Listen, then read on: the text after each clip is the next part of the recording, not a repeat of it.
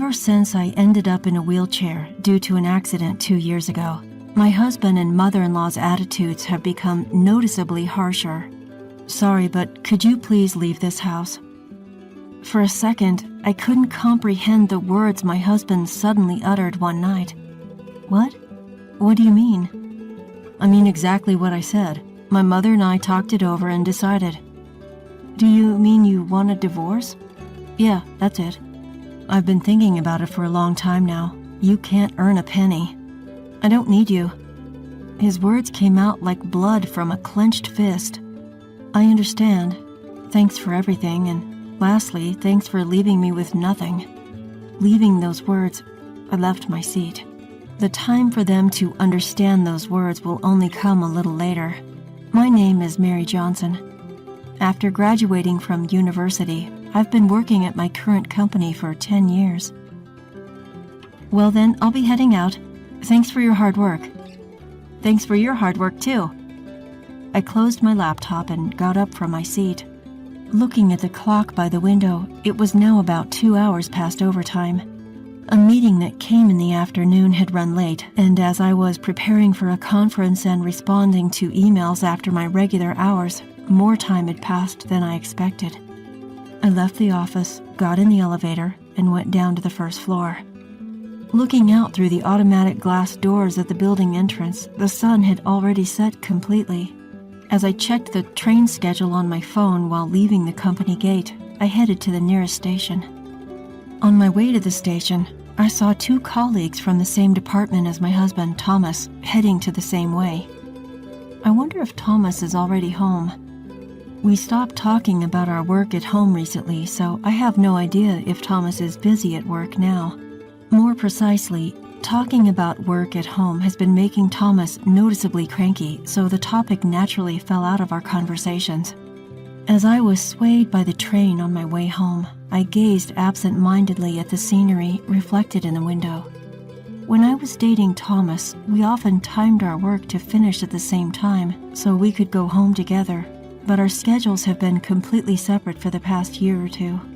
I noticed a young couple standing near the door. Maybe they're college students, but I heard them having a fun conversation about a movie they saw recently. The happy scene overlapped with my memories from the past. I clenched my eyes shut to hold back the emotions that grew to well up and shut down my field of vision. I'm home. After opening the front door, I called out. While taking off my pumps and looking at the shoes lined up in the entrance, it seemed that everyone else had already returned home. Behind me, the door to the living room opened and the sound of slippers approached. Welcome home, Mary. You were late today. I'm home, mother-in-law. I'll prepare dinner right away. Oh no, you don't have to hurry. You're tired from working overtime, aren't you? No, not really. The meeting in the afternoon ran late, which is why I'm late, but it should settle down soon. As I responded cheerfully, I headed to the living room with my mother-in-law, Edna. After marrying, it had always been Thomas and me, but when his father fell ill and was hospitalized, we moved into his parents' home last year and have been living as a family of 4. Welcome back, Mary. You've had a tough day, haven't you? I'm back, I reply. My father-in-law, who was reading the newspaper on the living room sofa, greets me with a warm voice.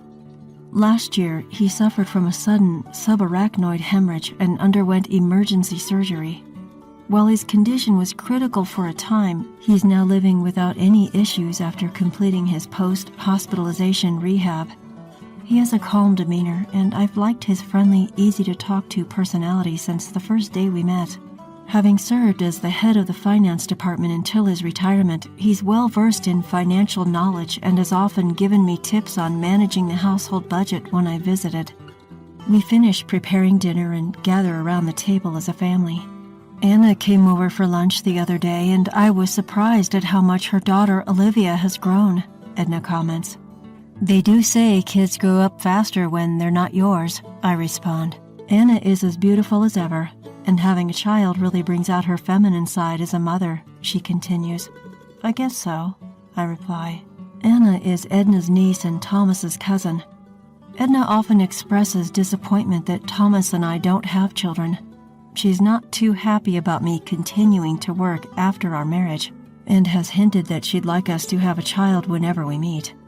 Honestly, I've always had a hard time dealing with Edna. Especially since we started living together, she tends to bring up this topic, particularly on the days when I come home late from work. You could have had a child if it had been a little earlier, Mary. I suppose it can't be helped because you're busy with work. While I ambiguously nod along, I glance at Thomas, who is quietly eating his meal without looking at me. Thomas and I were colleagues at the same company and got married in our second year of dating. Though we were told that it would be best if I became a housewife if we had a child, we have been working together for 10 years since we got married, and we've yet to have a child. Both of us have longed for a child and have tried everything from herbal medicine to medical tests, but to no avail.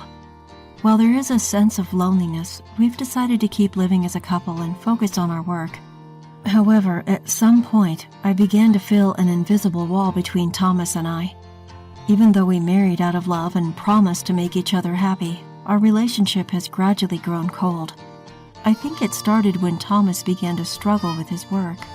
He didn't tell me anything, but I heard from a senior colleague in the same department that Thomas was distressed because he couldn't achieve the same results as his peers. Thomas is naturally a gentle person, not good under pressure, and has a habit of pushing himself too hard. I knew without him saying anything that he was feeling anxious and frustrated about the situation. However, whenever I tried to offer him a listening ear, he would stubbornly refuse to share his worries with me, repeating that he was fine and telling me not to worry. Since he continued to keep his worries from me, I couldn't press him further, and I felt helpless that I couldn't be there for him. Even so, on our days off, we'd make it a point to travel together or spend a relaxing day at home, treasuring our time together as a couple. When I became emotionally drained from the ongoing failures in our attempts to conceive, Thomas was there, silently supporting me all the way. That's why, even if I couldn't directly help solve Thomas's current problems, I intended to be by his side, creating moments of comfort and peace for him. The turning point was probably when I received a promotion at work.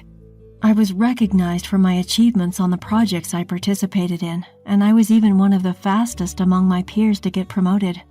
That's amazing. Congratulations, Mary. I can't forget the expression on Thomas's face when he congratulated me. I was so emotional that I could only manage a simple thank you.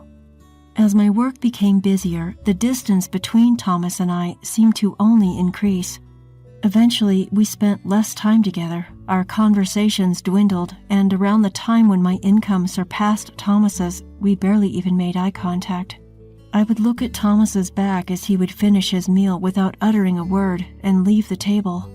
I can't help but wonder, if I hadn't been afraid of rejection back then and had tried harder to support him, could we have built a different relationship than we have now? When I opened my eyes, the first thing I saw was a bright white light of the fluorescent bulb. After blinking a few times, I started looking around. Apparently, I was lying in a hospital bed. When I looked down at my arm, there was an IV connected and both of my legs were wrapped in numerous layers of bandages and cast. The moment I tried to move, a pain like I'd never felt before shot through my body. Ah! Tears welled up in my eyes from the sheer pain. My body felt as heavy as lead, and it seemed impossible to move. What on earth had happened?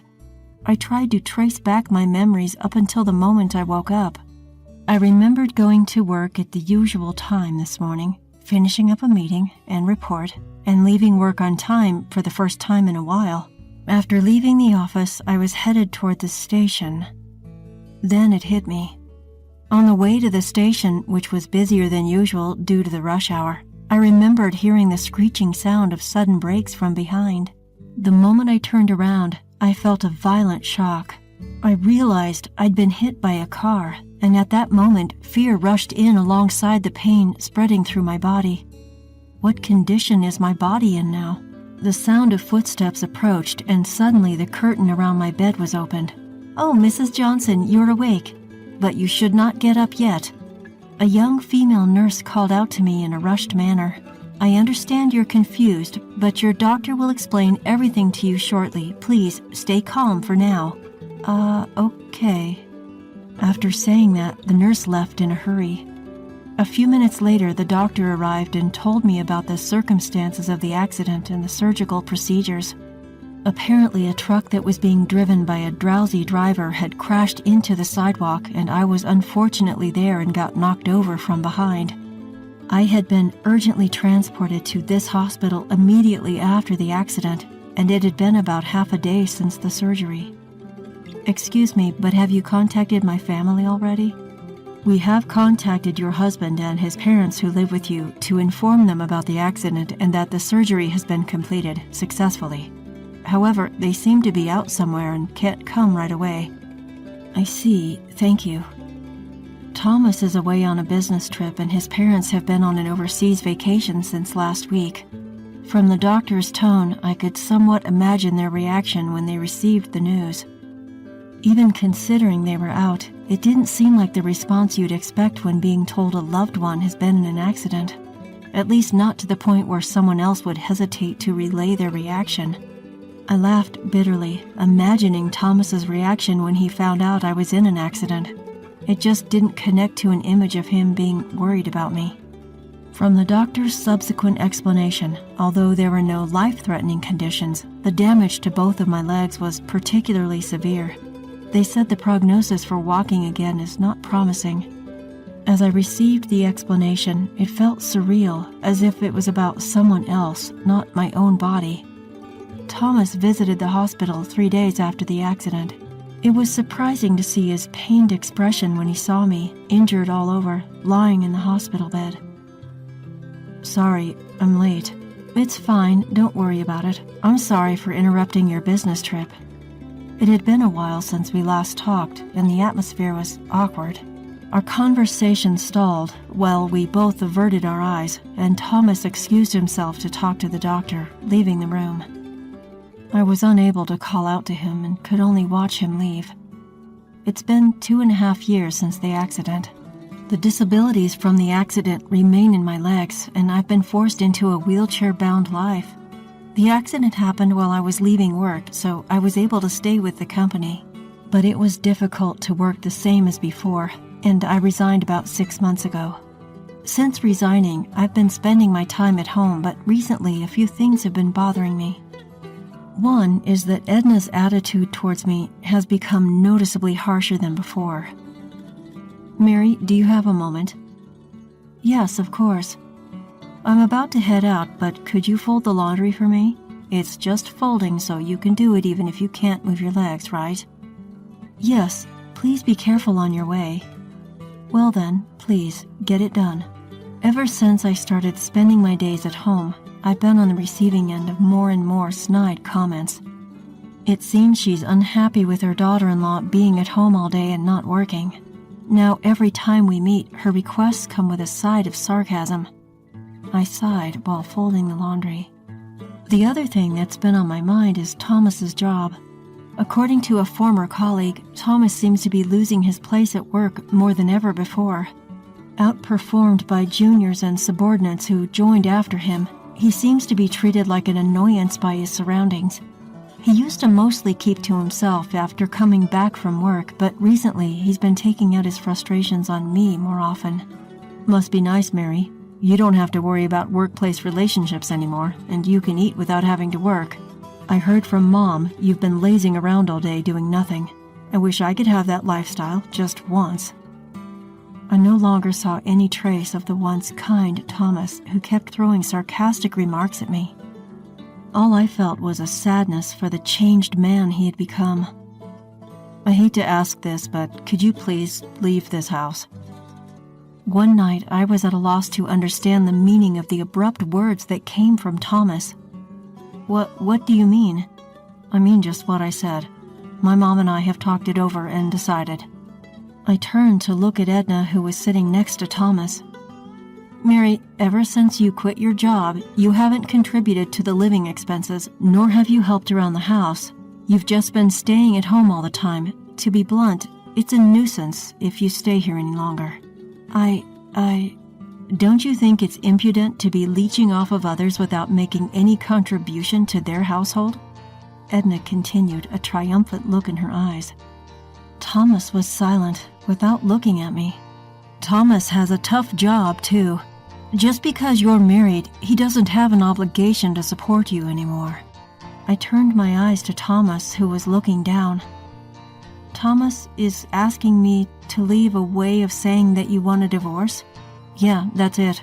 I've been thinking about it for a long time. So after being together for so long, you have no feelings left for me? Why would there be? Of course not. Thomas began to speak as if a dam had broken. Do you have any idea how miserable I feel every time I see your face? You must have been looking down on me, right? You must have felt superior to me every day, thinking that you were better than me. It felt as though the threads we had spun together since we met were fraying one by one. I tolerated you because you were contributing to the household expenses, but things have changed. Now you're just a good-for-nothing who neither works nor has money, Thomas said, clenching his fist, spitting out the words as if they were blood. I don't need you now that you can't earn money. The last thread snapped with a sound. I understand. For the first time, Thomas looked at me. But I have a condition. All the procedures for the divorce agreement will be carried out through a lawyer. If you agree to that, I will pack up my things and leave within the week. Sure, that's fine, isn't it, Thomas? Thomas silently nodded. Well then, that's how it is, Thomas. Thomas jolted, looking at me. Thank you for everything until now. And at last, thank you for leaving me with nothing. With that, I left. A few days had passed since I left the house. When I checked the incoming call on my phone, it was from Thomas. After staring at the screen for a few seconds, I picked up the phone. Yes? Mary, I'm sorry. Could you please come back? What's this all about all of the sudden? I heard from my dad. Even after you quit your job, you've been covering our living expenses. You've been investing since you were working, haven't you? And now you're able to cover living expenses with dividend income. Yes, that's right. So what? I left the household budget to you and my dad, so I didn't know anything. I thought we were living off my income, but we were mostly living off your income, weren't we? I really regret saying such terrible things. I'm sorry. After getting married and merging our finances, I started investing using my own income. Initially, I was encouraged to do so by my father-in-law, and I only consulted him about financial management and investments. So what am I supposed to do when I come back? Well, my dad says with my income alone, it's impossible to maintain the same standard of living as before.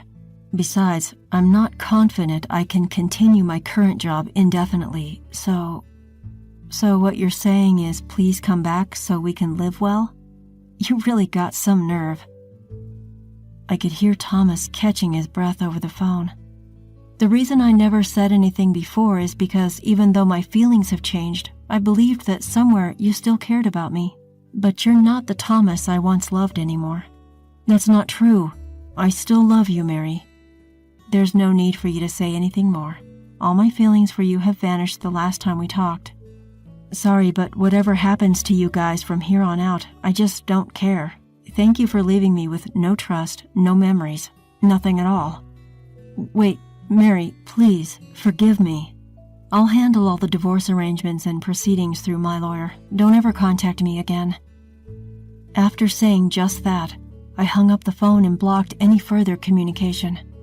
Subsequently, the divorce process proceeded quickly, and I completely severed ties with Thomas. The only person I still communicate with is my father-in-law. So have you had any trouble living alone since you split up with Thomas? No, not particularly so far. That's good. I'm sorry for the trouble we caused you, Mary. When I heard about what happened from Thomas and my wife, I was so furious I couldn't help shouting. What's more, I shouldn't have turned a blind eye to the terrible attitude my wife and son showed you for such a long time. I'm sorry, I couldn't do anything. No, it's okay, sir. Please, don't worry about it. In fact, I'm the one who caused trouble. After I left home, troubles at the house seemed to never end. Even after my income was lost, Thomas and Edna continued to live lavishly without reducing their lifestyle, eventually resorting to pawn their belongings and even accumulating debt. Fed up with their irresponsible behavior, my father-in-law recently divorced his wife. I see this as a good opportunity to reassess my life. I can live just fine with my current lifestyle, and I also want to take on new challenges. With that,